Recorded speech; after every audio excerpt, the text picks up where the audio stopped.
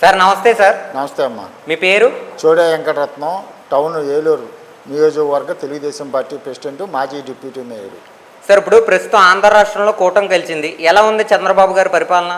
బ్రహ్మాండంగా ఉంది. ఒక పక్కన అభివృద్ధి, ఒక పక్కన సంక్షేమం ఇంకా బ్రహ్మాండంగా చేస్తున్నారు. ఏదైతే ఎన్డీఏ కూటమి ఎన్నికల మేనిఫెస్టోలో పెట్టారో అవన్నీ కూడా పెన్షన్ 1000 రూపాయలు పెంచి 4000 అన్నారు.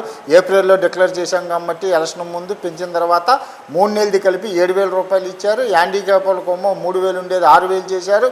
మరి పూర్తిగా బెడ్ మీద ఉండి కాలు చెయ్యి కదలలేని పరిస్థితి ఉన్న వాళ్ళకి 15000 ఇచ్చారు. ట్రాన్స్జెండర్లకు పెట్టింది పెన్షన్ కూడా 2014 నుంచి 19 వరకు నారా చంద్రబాబు నాయుడు గారే పెట్టారు. ట్రాన్స్జెండర్లకి ఒంటరి మహిళలకు కూడా పెట్టింది కూడా ఒక్క చంద్రబాబు నాయుడు గారే. ఈ రోజున ఎన్డీఏ కూటమి ఇచ్చిన మాట ప్రకారం నిలబెట్టుకున్న ప్రభుత్వం ఎన్డీఏ కూటమి.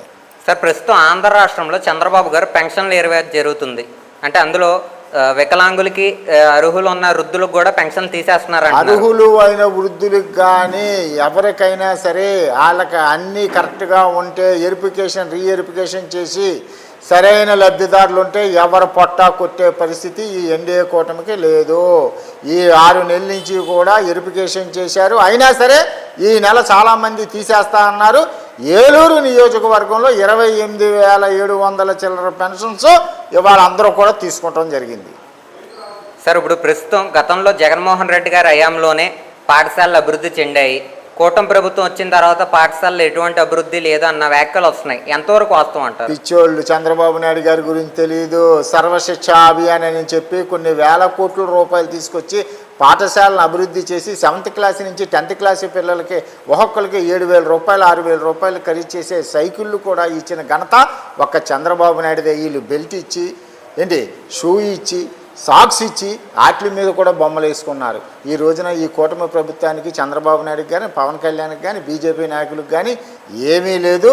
వీళ్ళేదో నాడు నేడు అని చెప్పేసి అని పెట్టారు తప్ప స్కూల్స్కి ఏమీ లేదు. సర్వశిక్ష అభియాన్ అని చెప్పేసి ఆ రోజులోనే చంద్రబాబు నాయుడు గారు పెట్టారు. సార్ ప్రస్తుతం ఆంధ్ర రాష్ట్రంలో లిక్కర్ స్కామ్ జరిగింది, గత 5 సంవత్సరాలు లిక్కర్ స్కామ్ జరిగింది అంటున్నారు, ఎంతవరకు వాస్తవం అంటారు? వాస్తవమే కదండి. ఈ కూటమి ప్రభుత్వం చంద్రబాబు నాయుడు గారు కానీ ఈ లోకేష్ గారు కానీ పవన్ కళ్యాణ్ గారు కానీ బీజేపీ కానీ మీరు ఒకటే గుర్తుపెట్టుకోవాలి, ఎంతమంది మంత్రులు అరెస్ట్ అయ్యారు, అందరినీ కూడా చక్కగా రుజువులు సాక్ష్యాలతోనే అరెస్ట్ చేస్తున్నారు. మీరు ఆ మూల నుంచి కాకాని గోవర్ధన్ రెడ్డిని చూసుకోండి, వంశీని చూసుకోండి, రేపో మాపో పేరునాని, రేపో మాపో రోజా ఆడుతామందరం అని చెప్పేసి అని 150 కోట్లు మొక్కేసింది రోజా గారు. వాళ్ళందరికీ వరుసగా ఉన్నాయి, నోరేసుకుని పారేసుకుని ఉంటాడు ఆంబోతు రాంబాబు, అంబటి రాంబాబు, అందరూ వరుసగా ఉన్నారు. ఏంటంటే వాళ్ళకి మళ్ళీ సిఐడిని పెట్టించి రఘురామకృష్ణరాజు గారిని కొట్టించి పట్టాభిని కొట్టించి దేవినేని ఉమా గారిని తీసుకెళ్ళి అరెస్ట్ చేసి అలాగే ఆ మూల నుంచి ధూళిపాల నరేంద్ర గారిని అలాగే అందరి మీద దాడులు, అసలు చేయని దాడులు ఏముంది, అందరి మీదే చేశారు. కానీ ఎన్డీఏ కూటమి ఈ యొక్క 15 నెలలు అయినా సరే రేపు 4వ తారీఖు 15 నెలలు నిండుతున్నాయి, అయినా సరే ఒక్కరిని అక్రమంగా అరెస్ట్ చేశారా? ఎవరు లేదు. అది కూడా నోటీసులు ఇచ్చి వాళ్ళని సంజాయిషీ చెప్పించుకుని ఏసీబీ కోర్టులకి సిఐడి కోర్టులకి పిలిపించి వాంగ్మూలం తీసుకుని పంపిస్తున్నారు తప్ప అక్రమ అరెస్టులు అనేది జరగలేదు. సార్ ప్రస్తుతం ఆంధ్ర రాష్ట్రంలో వైజాగ్ రుషికొండలో బాబు గారు కళ్యాణ్ గారు దోచుకుంటున్నారు అంటున్నారు, ఎంతవరకు వాస్తవం అంటారు? వాళ్ళకి ఏమీ లేదండి, ఏదోటి వాళ్ళకి మేత కావాలి. సూపర్ 6 బాబు షూరిటీ మోసం గ్యారంటీ అని అన్నారు. ఏముంది బాబు షూరిటీ భవిష్యత్తు గ్యారంటీ? పెన్షన్లు ఇచ్చాం, ఉచిత బస్సు ప్రయాణం పెట్టాం, అలాగే అన్నా క్యాంటీన్లు తెరిచాం, చెత్త పన్ను రద్దు చేసాం, ల్యాండ్ టైటిల్ యాక్ట్ రద్దు చేసాం, 16,340 డిఎస్సి పోస్టులు తీసాం, పైనుంచి పారిశ్రామికతలను తీసుకొచ్చి బ్రహ్మాండంగా పరిశ్రమలు తీసుకొస్తున్నారు. ఇంకా ఏముంది వాళ్ళకి? ఏదోటి చెప్పాలి, ఏదోటి రోడ్డు ఎక్కాలి. ప్రతిపక్షంలో ఉన్నాం కాబట్టి వాళ్ళకి దమ్ము ధైర్యం ఉంటే 11 మంది వెళ్ళమనండి. 23 మంది ఉంటే మా ఊళ్ళు వెళ్ళి శాసనసభలో వాగ్దాటి చూపించలేదా? వెళ్ళలేకపోతున్నారు. ఎందుకంటే వాళ్ళకి ఎంతసేపు అధికార కాంక్ష ఉండాలి. జీవితంలో వాళ్ళకి ఓటు వేయడండి ఎవడేస్తాడండి? మొన్న పులివెందుల జెడ్పీటీసీఏ చూశారుగా, రిగ్గింగ్ జరిగింది అంటున్నారు సార్. రిగ్గింగ్ లేదు, బూడిది లేదండి. ఏమన్నా అంటే ఈఎంఐలు ఇది మాయి చేశారు అన్నారు. 2019లో మరి వాళ్ళు అధికారంలోకి వచ్చింది ఈవీఎంలు కాదండి, ఈవీఎంలు కాదా? అప్పుడు మేమేమైనా అన్నామా ఈవీఎంలు మోసం చేశారు అని చెప్పేసి అని? తప్పు. ప్రజాస్వామ్యంలో ప్రజలు చూశారు ఈ యొక్క దగాకోరు ప్రభుత్వం, ఈ రాక్షస ప్రభుత్వం, దొంగల దోపిడీ ప్రభుత్వాన్ని ఇంటికి పంపించాలని చెప్పేసి అనే ఆ యొక్క సంకల్పంతోనే ప్రజలు వాళ్ళకి అలా బుద్ధి చెప్పారు. అంటే సార్ వాళ్ళు చేసే విష ప్రచారాలు ఎందుకంటారు అసలు? వాళ్ళకి ఏదోటి మరి ప్రతిపక్షంలో ఉన్నారు కదండి, మళ్ళీ జనం ఓట్లు వేస్తారు, జనం ఓట్లు వేస్తారని ఆశ అంతే తప్ప వాళ్ళకి ఎవడేస్తాడు ఓట్లు? ఎక్కడన్నా సరే అరాచకాలు జరుగుతున్నాయా, అవినీతి జరుగుతుందా? ఇసుక దోశారు, మట్టి దోశారు, మైనింగ్ దోశారు, ఏమి దోయలేదండి. మద్యం బెల్షా ఈ షాపులు గవర్నమెంట్ షాపులు పెట్టించి అన్ని చోట్ల కూడా ఆన్లైను పేపర్లు అన్నీ ఉండేవి. ఇది మట్టికి డబ్బు 2000 కాగితాలు 500 కాగితాలు. సాయంత్రం అంతటి జగన్మోహన్ రెడ్డి గారు తాడేపల్లి ప్యాలెస్లోకి వెళ్తాం. ఇప్పుడు అందరూ కూడా వస్తున్నారు. వాళ్ళ దరిద్రం ఏంటో పాపం, 12 బాక్సులు 11 కట్టలు దొరికినాయి, ఇచ్చింది 11, అన్నీ 11లే, అన్నీ 11. వాళ్ళకి పాపం 11 కలిసి రావట్లేదు, వాళ్ళకి చచ్చిపోతున్నారు. ఇదేంట్రా ఏమో 12 పెట్లుంటే డబ్బు 11 కోట్లు దొరికింది, 11 కోట్లు దొరికింది, అలాగా అన్నీ 11లే వాళ్ళకి.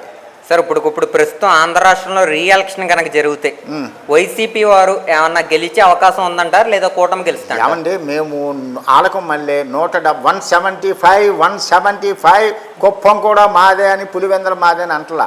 కానీ ఉన్నారు, గెలిచే వాళ్ళు ఉన్నారు, మంచోళ్ళు కూడా ఉన్నారు. మట్టిలో మాణిక్యాల్లాగా కేతిరెడ్డి అని వీళ్ళని వాళ్ళని ఉన్నారు. మేము 175కి 175 అంటలా, 11కి మట్టికి తగ్గుతాయని మట్టికి నేను చెప్తున్నాను. సార్ ఇప్పుడు ప్రస్తుతం చూసుకుంటే ఆంధ్ర రాష్ట్రంలో వర్షాల సీజన్ కాబట్టి అకాలంగా కురుస్తున్న వర్షాలకు పంటలే మునిగిపోతున్నాయి. అలాంటిది అమరావతి రాజధాని మునిగిపోయిందని వ్యాఖ్యలు చేస్తున్నారు. ఏమంటే అక్కడికి వెళ్ళి స్పాట్లో అక్కడ అమరావతి రైతులు కాకుండా ఆటో వాళ్ళు, ట్యాక్సీల వాళ్ళు అందరూ చెప్తున్నారుగా, బాబు అది అమరావతి బ్రహ్మాండంగా ఉంది. ఏమీ లేదండి, వాళ్ళంతా కూడా గ్రాఫిక్స్ పెట్టి అదొక పచ్చి పేపర్ ఏంటండి, అది పచ్చేనా సాక్షియా, దానికి పచ్చి అని పెట్టాలి పేపర్, అండ్ ఆ పేపర్లో వేసుకోవడానికి తప్ప రెండో దానికి లేదండి. ఏమంటే ప్రజలు, మేము ప్రజాస్వామ్యంలో ఉన్నాము, ప్రజలే తీర్పిస్తారండి. మేము తెలుగుదేశం పార్టీ అభిమానులే కావచ్చు, కానీ ఓట్లు వేసేది ఎవరు? ప్రజలు ఓట్లు వేస్తారు. రేపు పొద్దున్న 2025లో కూడా ప్రజలే తీర్పిస్తారు, అంతే తప్ప ఇది ఎవ్వరికీ కూడా సొంతం కాదు. రాజకీయం ప్రజలు చూస్తున్నారు, మంచి ప్రభుత్వం, అరాచకం లేదు ఏంటి, ఇవన్నీ చేస్తారు.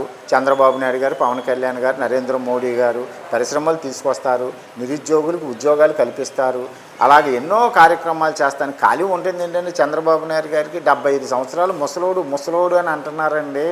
ఏంటి 9 సార్లు ఎమ్మెల్యే, 28 సంవత్సరాల్లో మంత్రి అయ్యాడు, తర్వాత 14 సంవత్సరాలు ముఖ్యమంత్రి అయ్యాడు, మళ్ళీ ఇది ఒక 5 చూసుకుంటే 19 సంవత్సరాలు మళ్ళీ ఆయన ఇవన్నీ చేస్తున్న వ్యక్తి. వీళ్ళు కొబ్బరికాయ కొడటానికి శక్తి లేదు వీళ్ళకి, జగన్మోహన్ రెడ్డికి వాళ్ళ మంత్రులకి. చంద్రబాబు నాయుడు గారు 75 వచ్చినా సరే బ్రహ్మాండంగా బస్సు ఎక్కేస్తున్నాడు, లారీ ఎక్కేస్తున్నాడు, ఆటో ఎక్కేస్తున్నాడు, సైకిల్ తొక్కేస్తున్నాడు. ఇవన్నీ చూస్తున్నా సరే ఆయనకి ఇంకా కూడా ప్రజల్ని ఒకటేనండి, 29 రాష్ట్రాల్లో 4000 రూపాయలు పెన్షన్ ఇచ్చే ప్రాంతీయ పార్టీ అధికారంలో ఉన్న పార్టీ ఏదంటే ఎన్డీఏ కూటమి, తెలుగుదేశం పార్టీ, నారా చంద్రబాబు నాయుడు గారిదే. 29 రాష్ట్రాల్లో కూడా ఇంకా చేయటానికి ఆయన రోజుకి 5-6 గంటలే నిద్ర పడుకుని ఆయన మిగతా అన్ని గంటలు ప్రజాసేవకే అంకితమవుతున్నాడు మహానుభావుడు చంద్రబాబు నాయుడు. ఆయన తిరిగిన దాంట్లో మేము సగం తిరిగినా సరే ఇంకా ప్రజలకు మేము చేయాలనుకున్నాం, కానీ మా కాళ్ళు చేతులు సహకరిస్తలా.